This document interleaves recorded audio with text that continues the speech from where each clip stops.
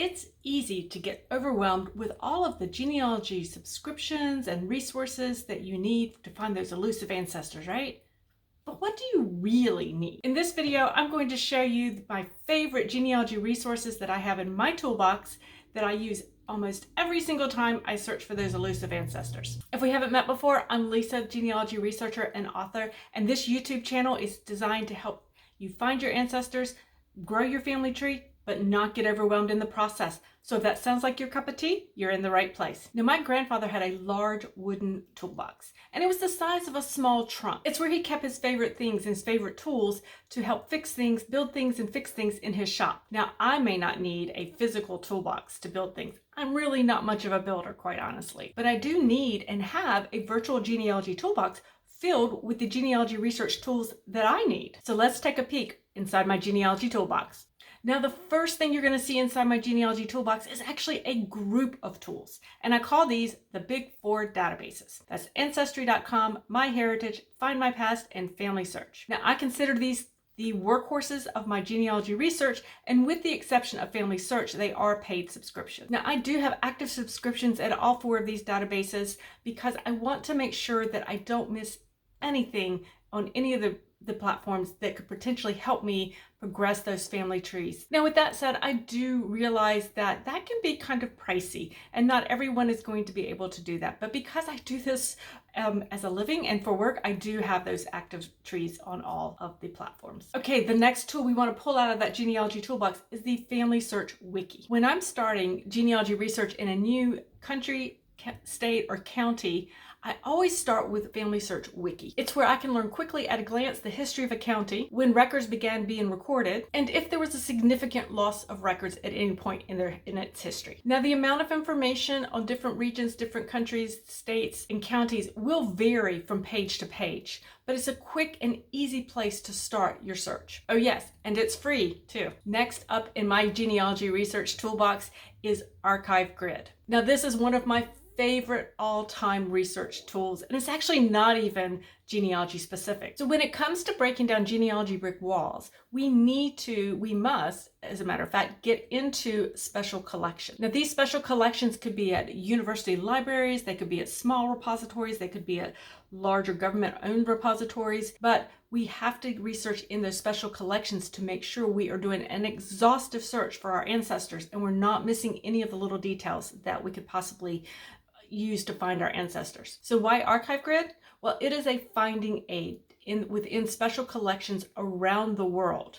And so it is a way to actually search into repositories, search to see what they might have right from your desk without having to travel to individual repositories. Oh yes, and it's free too. Next in my toolbox is Internet Archive. The Internet Archive is a nonprofit digital library offering free books. I have found a number of family history and other genealogy related books there on their site. For example, if you're researching Philadelphia ancestors, find the city directories from the 1800s at the Internet Archive. If you're looking for a family Bible, be sure to include the Internet Archive as part of your search as well. And by the way, it's free too. Next up in my toolbox, Worldcat. Now, Worldcat is essentially a digital card catalog for books around the world.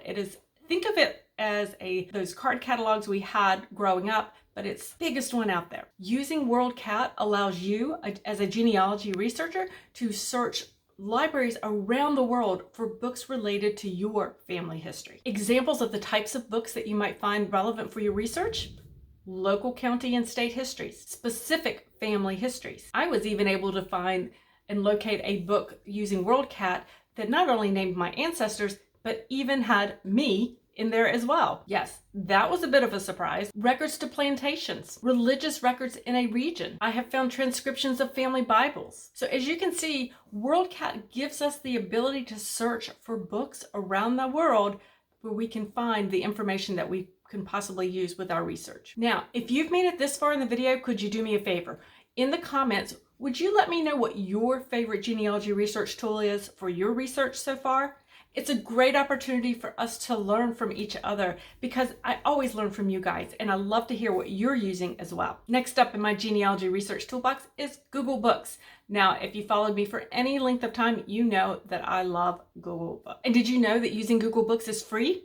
And that makes this frugal genealogist heart beat just a little bit faster. You'll be able to find many books in the public domain that are going to be relevant to your genealogy research. And these books that are in the public domain, you'll be able to read online. Examples of the types of books would be family history, church histories, city directories, statute books, because we need to know the law dictionary. A good law dictionary to use in your genealogy research is crucial. So I'm going to encourage you to take some time and just explore Google Books. Now, the next thing that I have in my genealogy toolbox is actually Google Maps. Now, Google Maps is a tool that I use frequently. I love maps. I have always loved maps since I was a little girl, to playing games with my own children who love maps as well. We love to explore the world using maps. And Google Maps is perfect for us as genealogy researchers to be able to understand the distance and the location and even the terrain of the areas where our ancestors lived. We can see how close they lived together, how far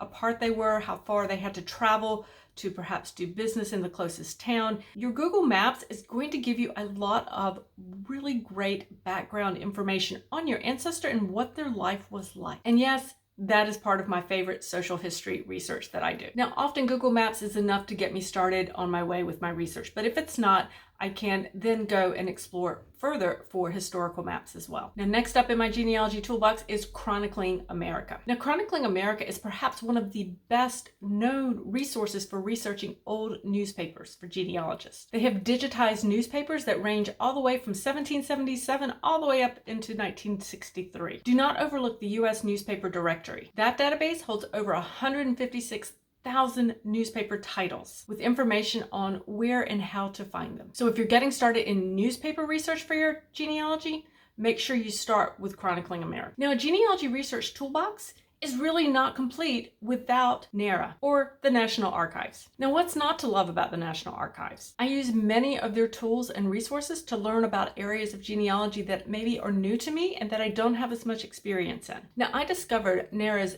Access to Archival Data page a number of years ago and have recently circled back around to it. You'll be able to search a selection of NARA's records that include over 247 million records. But if you're new to using NARA, I recommend you start with the Getting Started guide that you'll find in the upper right-hand corner. Now, all of the links that we've talked about, all of these tools that I've talked about, I will put a link to those in the description below. Now, if you're thinking, yes, Lisa, I am ready to start building or adding to my genealogy research toolbox, head over to lisalisten.com/BigGenieList and grab the free handout to get you started. It's totally free and it'll get you on your way.